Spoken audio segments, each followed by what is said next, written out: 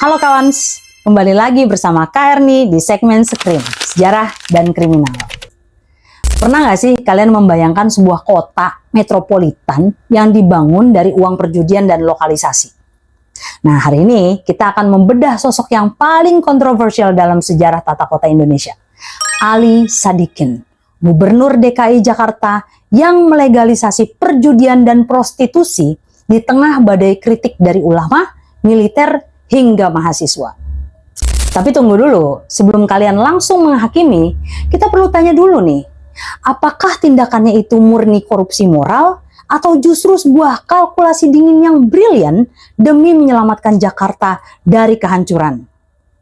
Yuk, kita bedah DNA kepemimpinan sang Kopegawén Kopeh Stubborn, si kepala batu dari Sumedang ini. Siapakah Ali Sadikin ini? Orangnya keras dan agak kontroversial. Simple tapi langsung ke tujuan. Begitulah kesan kita terhadap sosok yang satu ini. Dia merupakan gubernur DKI Jakarta yang paling legendaris. Presiden Soekarno sendiri pernah berkata soal Ali, orangnya keras. Dalam bahasa Belandanya ada yang berkata dia Kopegawén, Kopeh, yang artinya kurang lebih kepala batu atau keras kepala. Ali Sadikin lahir di Sumedang, Jawa Barat pada 7 Juli 1927. Sejak kecil Ali bercita-cita menjadi pelaut. Dia masuk ke sekolah tinggi pelayaran di zaman Jepang dan saat perang kemerdekaan pecah, dia bergabung dengan BKR Laut, Cikal Bakal TNI Angkatan Laut. Karakter kerasnya merupakan warisan dari orang tuanya yang merupakan tokoh terpandang di mata masyarakat. Ayahnya adalah seorang pegawai dinas pertanian atau perkebunan di Kabupaten Sumedang. Ali tumbuh besar sebagai anak kelima dari 6 bersaudara yang semuanya laki-laki. Meskipun berasal dari golongan priai, orang tuanya tidak pernah memakai gelar Raden. Ali pun mewarisi prinsip itu. Ia tidak memakai gelar Raden karena ingin merakyat, peduli pada masyarakat, dan selalu mengutamakan kepentingan orang banyak. Dalam kehidupan pribadinya, Ali menikah dengan Dr. Gigi Nani Arnasih pada tahun 1954. Dari pernikahan ini, mereka dikaruniai 4 putra. Boy Bernadi lahir 1955, Edi Trisnadi lahir 1956, Irawan Hernadi lahir 1959, dan Benyamin Irwansyah lahir 1961.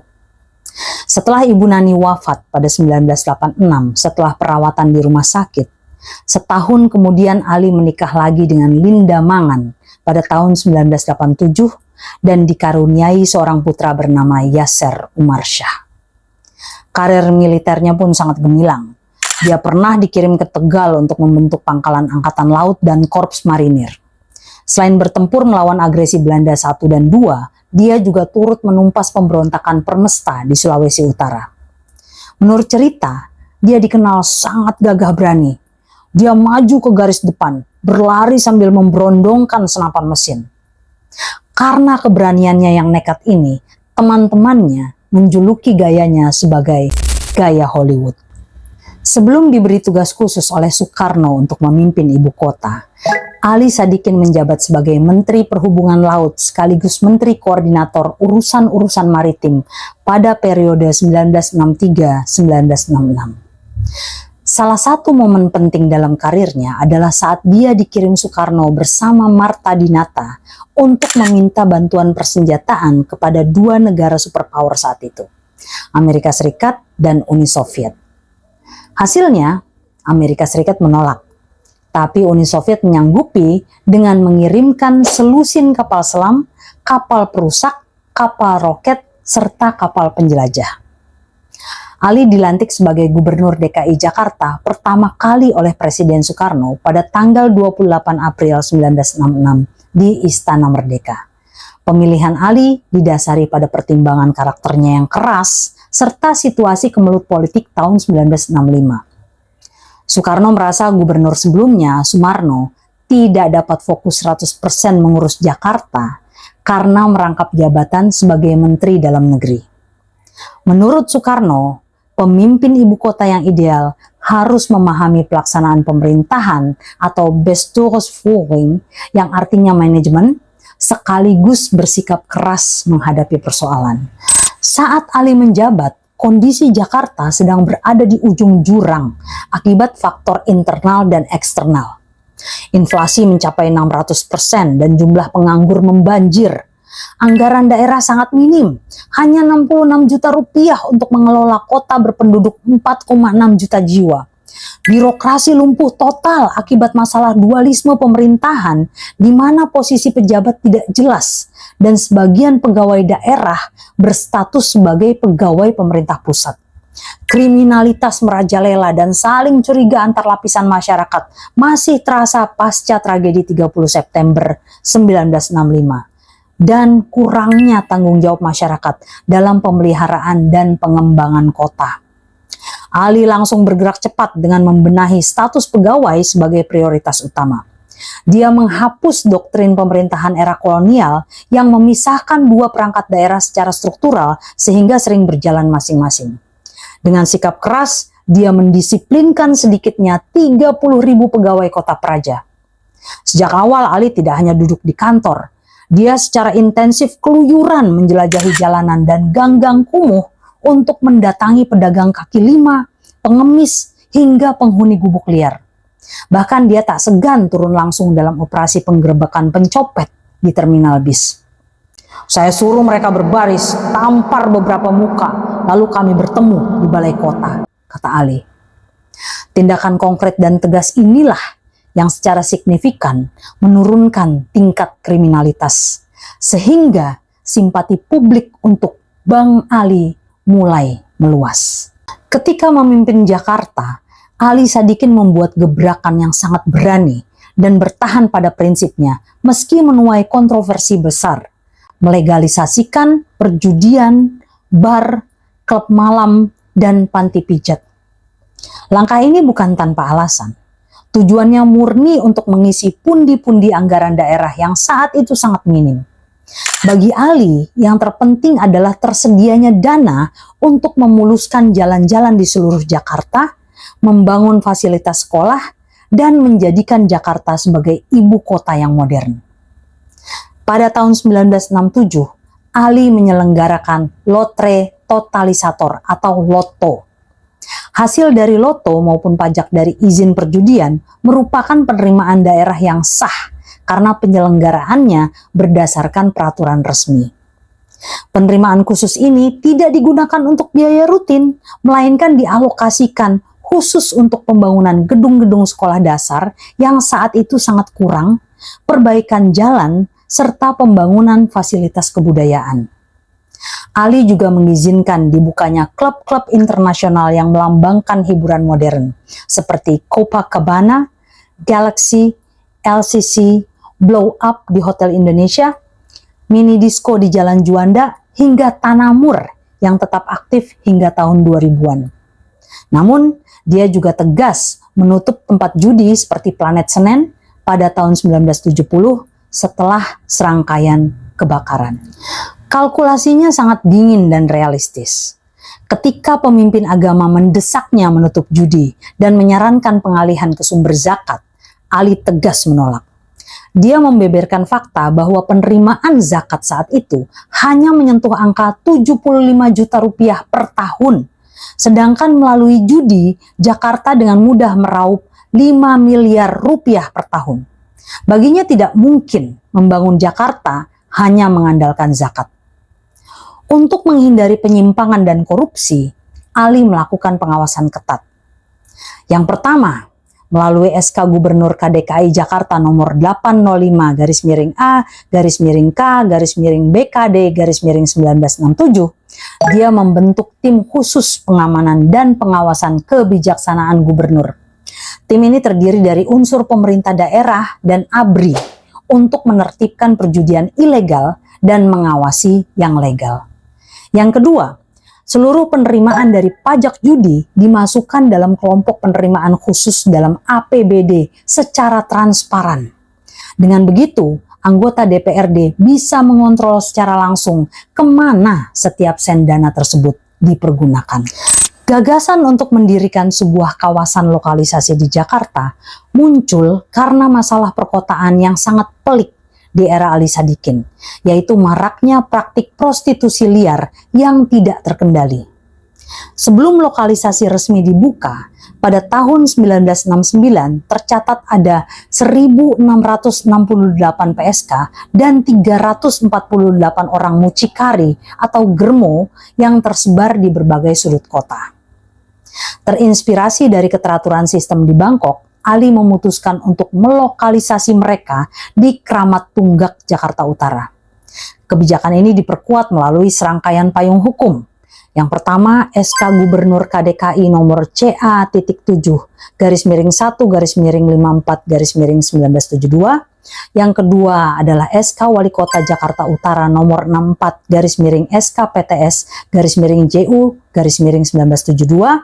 Yang ketiga adalah SK Wali Kota Jakarta Utara nomor 104-SK-PSD-SD.SOSJU-1973. Ali berargumen bahwa dengan melokalisasi, ruang gerak mereka justru dipersempit sehingga lebih mudah untuk diawasi dan dibina. Menariknya, saat Kramat Tunggak resmi dibuka sebagai lokalisasi, jumlah yang terdata turun drastis menjadi 300 PSK dan 76 orang mucikari. Meskipun area yang selesai dibangun pada tahap pertama hanya seluas 5 hektar, program yang dijalankan di sana sangat terstruktur. Tempat ini bukan sekedar area prostitusi, melainkan sebuah wadah rehab dan resos atau rehabilitasi dan resosialisasi. Para pekerja seks di sana wajib mengikuti yang pertama, pendidikan formal yang memberikan mereka bekal pengetahuan dasar. Yang kedua, pelatihan keterampilan kerja agar mereka memiliki keahlian lain di luar prostitusi. Yang ketiga, bimbingan mental dan sosial yang dilakukan secara rutin oleh pusat rehabilitasi. Dan yang keempat, kewajiban menabung, di mana mereka diminta menyisihkan sebagian penghasilan sebagai modal usaha saat mereka memutuskan untuk keluar dari dunia hitam.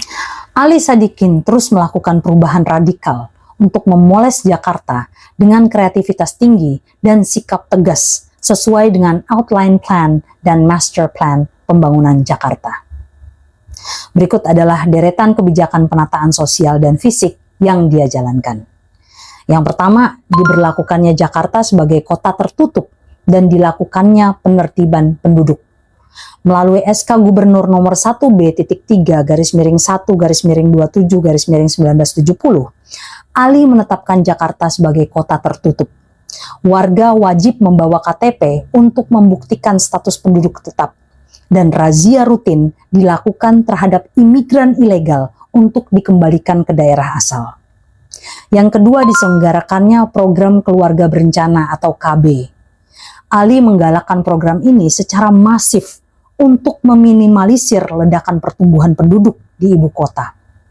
Yang ketiga, dilakukannya operasi pembebasan jalanan, yaitu dimulainya penertiban terhadap pedagang kaki lima atau PKL, tukang becak, pengemis, dan gelandangan atau tunawisma untuk membebaskan ruang jalanan Jakarta. Yang keempat, dilakukannya rehabilitasi tunawisma secara terpadu. Berdasarkan SK Gubernur nomor CA.4-1-44-69, pemerintah bekerja sama dengan PMI Cabang Jakarta untuk menangani tunawisma. Alurnya sangat spesifik. Mereka dirawat di Rumah Sakit Cipto Mangunkusumo. Yang sembuh dikirim ke Panti Sosial 4 Menteng Atas. Yang butuh perawatan lanjut ke Rumah Sakit Budi Asih Cawang 3 dan tunawisma lanjut usia ke Rumah Sakit Panti Karya Asuhan Budi di Cengkareng. Yang kelima, dibukanya jaringan lembaga sosial. Ali mengaktifkan berbagai lembaga seperti Pusat Rehabilitasi Tuna Sosial Mulyadi Joyo Martono, Lembaga Pemasyarakatan Khusus Pondok Bambu, Panti Pendidikan Wanita Mulia Jaya Pasar Rebo, Panti Asuhan Khusus Klender, Panti Werda Cipayung, Panti Laras di Cengkareng dan Cipayung, hingga Rumah Sakit Sitanala. Yang keenam, dibangunnya transformasi fisik dan fasilitas publik. Ali melakukan pembangunan dan peremajaan Pasar Senen, pembangunan Taman Rekreasi Ancol, pemindahan kebun binatang dari Cikini ke Ragunan, hingga pembangunan pusat kesenian Taman Ismail Marzuki atau TIM. Dia juga membangun puskesmas, gelanggang remaja, sekolah pasar, pelebaran jalan, jembatan, serta membantu pendirian Lembaga Bantuan Hukum atau LBH. Yang ketujuh, diselenggarakannya Jakarta Fair atau Pekan Raya Jakarta. Terinspirasi dari pasar Gambir zaman Hindia Belanda, Ali memprakarsai pembentukan Kadin Jaya pada Oktober 1967 yang diketuai oleh Syamsuddin Mangan untuk menyelenggarakan Jakarta Fair. Tujuannya adalah promosi ekonomi, investasi asing, kerajinan rakyat, serta memberikan hiburan sehat dan kreasi seni budaya Betawi bagi masyarakat. Dan yang kedelapan, dilakukannya pembinaan Putri Indonesia. Menjabat sebagai pembina Yayasan Putri Indonesia 1971-1977, Ali berhasil membawa Indonesia meraih gelar internasional seperti Queen of the Pacific 1973-1975 dan Miss Asia Quest 1977. Masa jabatan Ali Sadikin berakhir pada tahun 1977 dan dia digantikan oleh Letjen Cokro Pranolo. Setelah pensiun, dia tetap aktif menyumbangkan pikiran kritisnya melalui Petisi 50. Sebuah kelompok tokoh militer dan swasta yang kritis terhadap kebijakan Presiden Soeharto terkait penggunaan Pancasila sebagai alat politik. Kawan, itulah tadi deretan prestasi dan transformasi luar biasa yang dilakukan Bang Ali untuk menyulap Jakarta dari kota yang lumpuh jadi metropolitan yang modern.